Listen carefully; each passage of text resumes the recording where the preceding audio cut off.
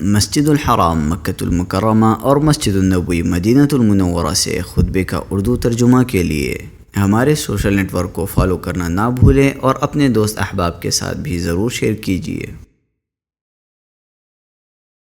خطبہ جمعہ مسجد الحرام، تاریخ 14 رمضان 1446 ہجری بمطابق 14 مارچ 2025 عیسوی۔ موضوع رمضان سخاوت، غلبہ اور احسان کا مہینہ ہے۔ خطیب فضیلۃ الشیخ عبد الرحمن السدیس حفظہ اللہ، ترجمہ محمد اقبال یاسین۔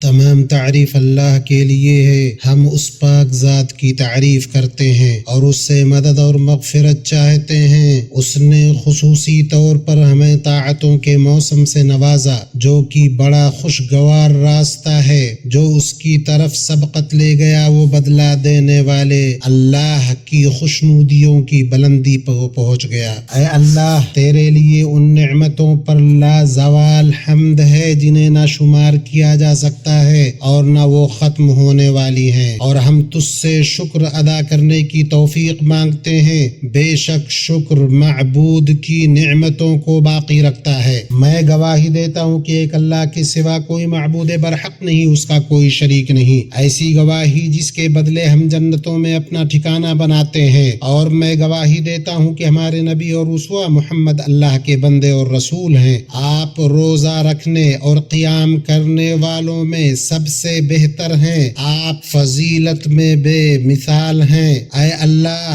ہمارے رب، تو درود نازل کر ان پر جو محمد و احمد ہیں، ان کے پاک باز اہل خانہ پر جو تقوی کے مہینے میں عظمت و سربراہی کو پہنچے ہوئے ہیں، ان کے معزز صحابہ پر جنہوں نے رمضان رکوع و سجدہ کی حالت میں گزارا، تابعین پر اور ان لوگوں پر جنہوں نے سب سے خوشگوار انجام کی امید کرتے ہوئے ان کی اچھی طرح پیروی کی۔ اے اللہ بہت زیادہ سلامتی نازل کر جب تک احسان کرنے والے صبح و شام احسان کرتے رہیں۔ اللہ کے بندو، اپنے رب کا تقوی اختیار کرو۔ تقوی روزے کا جوہر اور اس کا نچوڑ ہے، اس کا لب لباب اور مقصد ہے۔ اللہ نے فرمایا، ایمان والو، تم پر روزہ فرض کیا گیا جیسے تم سے پہلے کے لوگوں پر فرض کیا گیا تھا، تاکہ تم تقوی شعار بن جاؤ۔ اے انسان، تقوی کی طرف سبقت کر اور بھلائی کی طرف جلدی چل جب تک تجھے مہلت حاصل ہے۔ تقوی کتنا خوبصورت ہے، اس کا راستہ کتنا سیدھا ہے، اس کے ذریعہ انسان اپنے عمل کو بلند کرتا ہے۔ مومنو،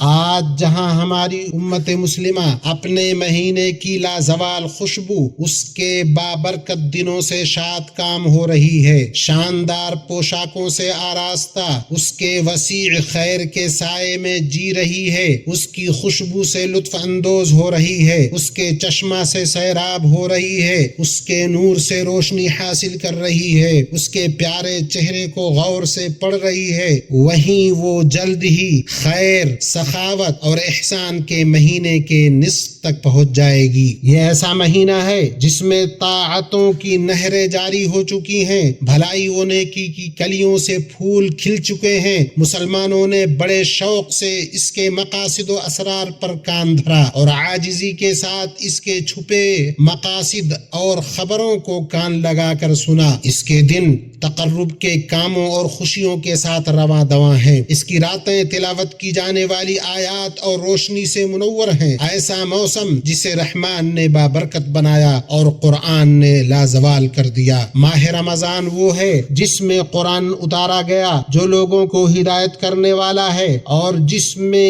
ہدایت کی اور حق و باطل کی تمیز کی نشانیاں ہیں۔ مسلمانوں، اللہ تعالی نے روزہ کو مشروع کیا تاکہ مسلمان اپنی عبادت کی اچھی عادتوں کی تجدید کرے اور بھلائی میں اپنی معروف سرگرمی کو دوبارہ شروع کرے، یوں وہ ایمان کے مراتب طے کرے اور نیکی اور احسان کرنے والوں کی صفات سے سرفراز ہو۔ شارع حکیم نے روزہ اور اس کی ظاہری شکلوں پر اکتفا نہیں کیا، بلکہ اس نے روح کی بلندی، نفس کے عروج، اس کی حفاظت، اعضاء و جوارح کو پاک کرنے اور انہیں مادی کھائی سے اٹھا کر ایمانی بلندی و رفعت کے افق تک پہنچا پہنچانے پر توجہ دی، اسی لیے اللہ نے دوسری عبادتوں کے بنسبت اس عبادت کو اپنے لیے خاص کیا، جیسا کہ صحیحین میں ہے ابن آدم کا ہر عمل اس کے لیے ہے سوائے روزہ کے، وہ میرے لیے اور میں ہی اس کا بدلہ دوں گا۔ ایسا مہینہ جسے عرش کے الہ نے اعزاز بخشا، اللہ اس شخص پر رحم کرے جس پر راستے تنگ ہو گئے ہیں، وہ ہم پر مہربان ہے۔ کیا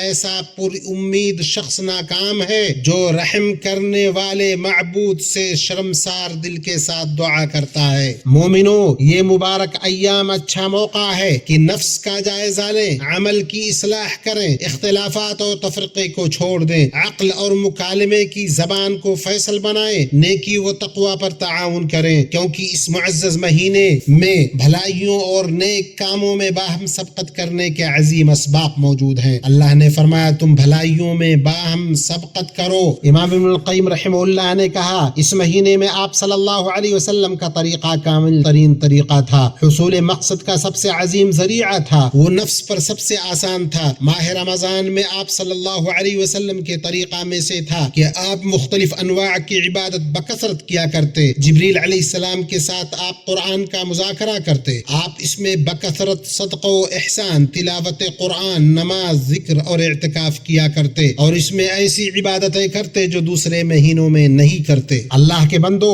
آپ اپنے پختہ ارادے کو مہمیز دیں، اپنے عزم کو مضبوط کریں، اپنی طرف سے اللہ کو بھلائی دکھائیں، اپنے دلوں کو خیالات کے خواب سے بیدار کریں، اپنی نظروں کو حرام چیزوں سے روکیں۔ سعادت مند وہ ہے جو طاعت کی زینت سے آراستہ ہوا اور جماعت کے چراغ سے اس نے روشنی حاصل کی۔ روزہ داروں، قیام کرنے والوں، خرچ کرنے والوں، اللہ کا فرمان ہے یقیناً تمہارے لیے رسول اللہ میں عمدہ نمونہ ہے۔ آپ صلی اللہ علیہ وسلم لوگوں میں سب سے سخی تھے، سب سے زیادہ رمضان میں سخاوت کیا کرتے تھے، آپ صدقہ کرنے میں تیز ہوا سے بھی بڑھ کر تھے، لہٰذا بابرکت مہینے میں خوب خرچ کرو، سخاوت سے کام لو۔ سنو اے معزز اور سخی لوگو، اللہ نے تم پر جو فیض کیا ہے اس سے خوب سخاوت کرو، ہاتھوں کو نوازش اور بخشش کے ساتھ بڑھاؤ تاکہ اس سے تم قرض داروں کی پریشانی، محتاجوں کی ناداری، پریشان حال لوگوں کی خستہ حالی کو ختم کر سکو اور ان قیدیوں کو رہا کر سکو جو تمہاری بخشش و نوازش کے منتظر ہیں اور جو تمہارے احسان اور سخاوت کے مشتاق ہیں۔ اللہ کا فرمان ہے تم جو کچھ بھی اللہ کی راہ میں خرچ کرو گے اللہ اس کا پورا بدلہ دے گا اور سب سے بہترین روزی دینے والا ہے۔ صحیحین میں ابو ہریرہ رضی اللہ عنہ سے مروی ہے کہ نبی صلی اللہ علیہ وسلم نے فرمایا کوئی دن نہیں جس میں بندے صبح کرتے ہوں مگر دو فرشتے نازل ہوتے ہیں، ان میں سے ایک کہتا ہے اللہ خرچ کرنے والے کو مزید عطا کر، دوسرا کہتا ہے اے اللہ خرچ نہ کرنے والوں کو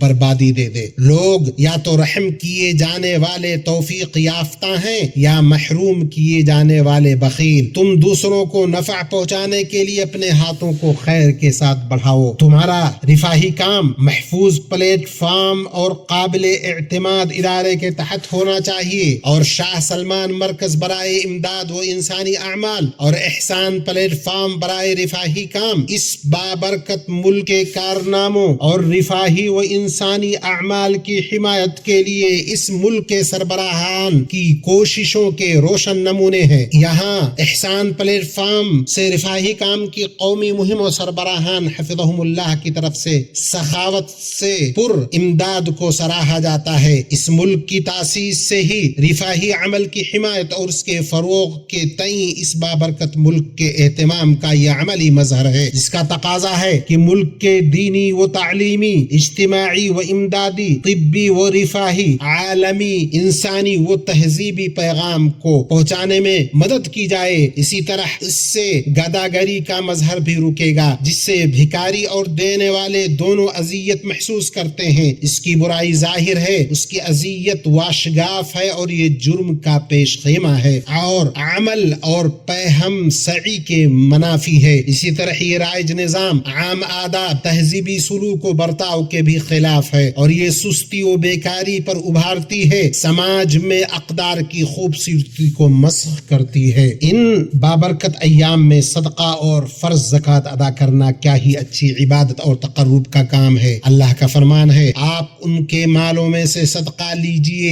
جس کے ذریعہ آپ ان کو پاک و صاف کریں، اور کیا ہی اچھی بات ہو کہ خوب نوازش کی جائے، خوب خرچ کیے جائیں رفاہی کاموں میں، وقف، وصیت اور اوقاف کے فنڈ پر توجہ دی جائے، اس لیے کہ وہ پائیدار اور نظام کے تحت ہوتے ہیں، ان میں شفافیت اور صداقت ہوتی ہے۔ عام مصالح کو پورا کرنے والے امور پر توجہ دی جائے، جیسے شفا خانے اور ڈائلائسس سینٹرز، راستے بنانا، گھر مہیا کرنا، کنواں کھودنا، پانی پلانا، توحید پر مبنی نفع بخش علم نشر کرنا، قرآنی حلقات کو مدد دینا، مصحف اور سنت و احکام کی کتابیں وقف کرنا اور صدقہ جاریہ کرنا جن سے عام منفعت حاصل ہوتی ہو، ترقی کے مجالات پیدا ہوتے ہیں۔ اس سلسلے میں تاجروں، خوشحال لوگوں اور کاروباری حضرات کو نمونہ ہونا چاہیے۔ کبھی کبھی صدقہ کو ظاہر کرنا اور اس کا اعلان کرنا زیادہ اچھا ہوتا ہے تاکہ دوسرے لوگ بھی اقتدا کریں، جس سے اجر بڑھے اور اثر باقی رہے۔ اللہ کا فرمان ہے، تم جو کچھ مال خرچ کرو گے اس کا پورا پورا بدلہ تمہیں دیا جائے گا اور تمہارا حق نہ مارا جائے گا۔ اللہ کے بندو،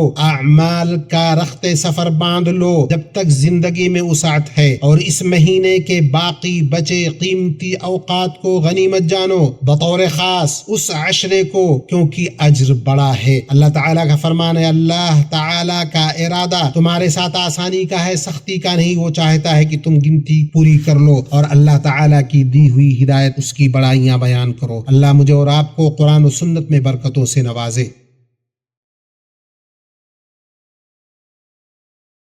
تمام تعریف اللہ کے لیے ہے، ہم روزے کے ذریعے اس کی طرف رجوع کرتے اور دوڑتے ہیں۔ میں گواہی دیتا ہوں کہ اللہ کے سوا کوئی معبود برحق نہیں، وہ یکتا ہے، اس کا کوئی شریک نہیں۔ ہم اس سے امید کرتے ہیں کہ وہ برائی کو پوری طرح دور کرے، اور میں گواہی دیتا ہوں کہ ہمارے نبی محمد اللہ کے بندے، اس کے رسول ہیں، جو تمام مخلوقات میں جہانوں کے لیے سب سے زیادہ نفع بخش ہیں۔ اللہ ان پر رحمتیں، برکتیں اور بہت زیادہ سلامتی نازل کرے، ان کے آل بیت اور صحابہ پر جو ان میں سب سے بہتر ہیں، جن کے اخلاق و فطرت کو روزانہ نکھارا، اور تابعین پر اور اچھے طریقے سے ان کی پیروی کرنے والوں پر جب تک رمضان توبہ کرنے والوں کی آنکھوں سے آنسو بہائے۔ اما بعد، اللہ کے بندو، اللہ سے ڈرو اور رحمت، مغفرت اور احسان کے اس مہینے میں بکثرت نیک اعمال کرو اور ان کے قبول ہونے کی امید رکھو۔ پھر ان کے بعد احسان کرنے والے اللہ کا مسلسل شکر ادا کرو، تم خوشنودی سے سرفراز ہوگے اور نعمتوں سے مالا مال ہو جاؤ گے۔ مومنوں، رمضان محنت، جد و جہد اور عمل کا مہینہ ہے، یہ فتوحات اور کامیابیوں کے حصول کا مہینہ ہے۔ اسی رمضان میں ہجرت کے دوسرے سال مسلمانوں کو اپنی پہلی بڑی جنگ غزوہ بدر میں فتح حاصل ہوئی۔ پھر اس کے بعد مشرق و مغرب میں مسلمانوں کی فتوحات کا سلسلہ جاری رہا، جن میں سے بہت سی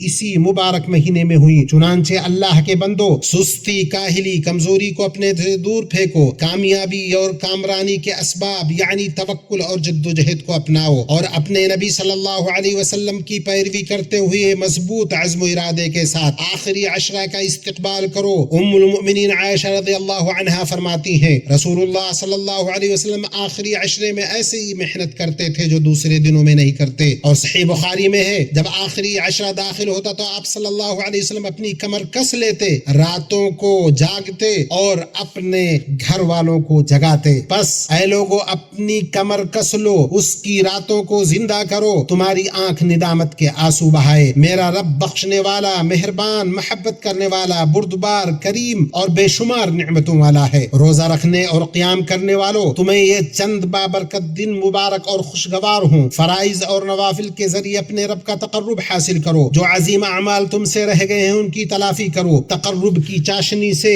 لذت آمیز قیام، اعتکاف، گریہ وزاری اور دعا کے ساتھ لطف اندوز ہو۔ ابھی موقع باقی ہے، تجارت نفع بخش ہے، خاص طور پر ان کے لیے جنہوں نے رمضان کے دنوں کو ضائع کر دیا، برباد کر دیا اور اپنی جان کو کوتاہی کے راستوں پر ڈال کر ہلاک کر دیا۔ اس عظیم اور باد رحمت والے مہینے میں اچھی دعاؤں سے زبان کو تر رکھو۔ اللہ تعالیٰ نے روزے کی آیات کے ضمن میں دعا کا ذکر کیا ہے، فرمایا، جب میرے بندے میرے بارے میں آپ سے پوچھیں تو میں قریب قریب ہوں، دعا کرنے والے کی دعا قبول کرتا ہوں جب وہ مجھے پکارتا ہے۔ لہٰذا اپنے ہاتھوں کو عاجزی کے ساتھ اٹھاؤ، اپنے لیے، اپنے اہل خانہ کے لیے، اپنے وطن کے لیے، اپنی امت کے لیے اللہ سبحانہ و تعالی سے اصرار کے ساتھ دعا کرو، اس کے سامنے اپنی فریاد اور پکار پیش کرو کہ وہ ہر جگہ کے کمزور، مصیبت زدہ، مظلوم بھائیوں کی مدد فرمائے، ان کی تکلیفوں، پریشانیوں، مصیبتوں اور غموں کو دور کرے، بے شک وہ سننے والا اور دعا قبول کرنے والا ہے۔ یہ باتیں ہوئیں، اللہ تم پر رحم فرمائے، درود و سلام بھیجو رحمت و ہدایت والے نبی پر جو روزے داروں میں سب سے افضل اور قیام کرنے والوں میں سب سے معزز ہیں، جس کا تمہیں تمہارے رب العالمین نے حکم دیا، چنانچہ وہ سب سے سچا فرمانے والا فرماتا ہے، بے شک اللہ اس کے فرشتے نبی پر درود بھیجتے ہیں، ایمان والو تم بھی ان پر درود و سلام بھیجو۔ اور صحیح حدیث میں آیا ہے، آپ صلی اللہ علیہ وسلم نے فرمایا، جو مجھ پر ایک بار درود بھیجتا ہے اس کے بدلے اللہ اس پر 10 رحمتیں نازل فرماتا ہے۔ اے میرے رب، نبی پر درود نازل فرما جب تک سحر اور رات کی تاریکی میں ستارے چمکتے رہیں، اور ان کی آل اور تمام صحابہ پر بھی جو فضل اور اعلیٰ ہیں، حسن سیرت کے حامل ہیں۔ اے اللہ درود و سلام نازل فرما ہمارے نبی محمد اور ان کے پاکیزہ آل و اولاد پر، ان کے روشن صحابہ پر اور ان کے خلفائے راشدین ابو بکر، عمر، عثمان و علی پر، ان سے اور تمام صحابہ و تابعین سے راضی ہو جا، اور ان لوگوں سے جنہوں نے روزے جزا تک اچھی طرح سے ان کی پیروی کی، اور ان کے ساتھ ہم سے بھی راضی ہو جا اپنے احسان، سخاوت، کرم سے اے اکرم الاکرمین۔ اے اللہ ہمیں متقی اور نیک لوگوں کے راستے پر چلا، ہمیں اپنے چنیدہ اور بزرگ لوگوں میں شامل فرما، اور ہم سب کو اپنی رحمت کے ساتھ جہنم سے آزادی عطا فرما۔ اے عزیز و غفار، اے اللہ اسلام اور مسلمانوں کو غلبہ عطا کر، دین کے قلعہ کی حفاظت کر، اس ملک کو اور مسلمانوں کے بقیہ ملکوں کو پرامن، پرسکون، سخاوت والا اور خوشحال بنا۔ اے اللہ ہمیں ہمارے ملکوں میں امن عطا فرما، ہمارے سربراہوں اور حکمرانوں کو توفیق یاب کر، اور حق و درستی کے ساتھ ہمارے امام و سربراہ کی تائید فرما۔ اے اللہ ہمارے سربراہ خادم حرمین شریفین اور ان کے ولی عہد کو اس چیز کی توفیق دے جس میں اسلام کا غلبہ اور مسلمانوں کی بھلائی ہو، جس میں بندوں اور ملکوں کی بھلائی اور درستگی ہو۔ اے اللہ انہیں بہترین بدلہ عطا فرما ان عظیم خدمات اور اعلیٰ دیکھ بھال کے بدلے جو کچھ انہوں نے حرمین شریفین ان کے زائرین اور معتمرین کے لیے پیش کیا ہے وہ برابر کر رہے ہیں۔ یا رب مسلمانوں کے تمام حکمرانوں کو توفیق یاب کر۔ اے اللہ ہمارے امن کے محافظوں اور ہماری سرحدوں کے نگہبانوں کو توفیق یاب کر۔ اے اللہ جو ہمارے ساتھ اسلام اور مسلمانوں کے ساتھ برائی کا ارادہ کرے اسے خود اس کے نفس میں الجھا دے، اس کی چال کو اسی پر پلٹ دے، اس کی سازش کو اس کی تباہی بنا دے۔ اے دعاؤں کے سننے والے، اے اللہ امت کو کتاب و سنت پر متحد کر دے۔ اے نوازش و فضل و احسان والے رب، اے اللہ تیرا لشکر شکست نہیں کھاتا، تیرے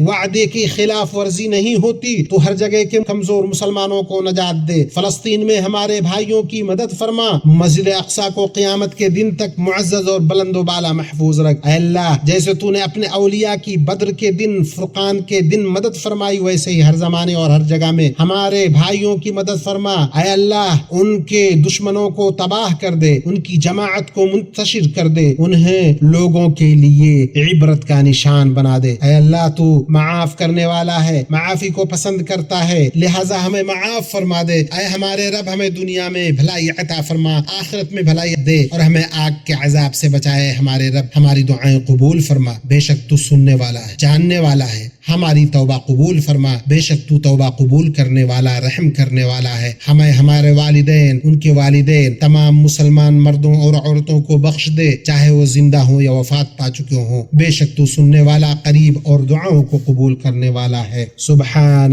ربک رب العزت عما یصفون وسلام علی المرسلین والحمد للہ رب العالمین۔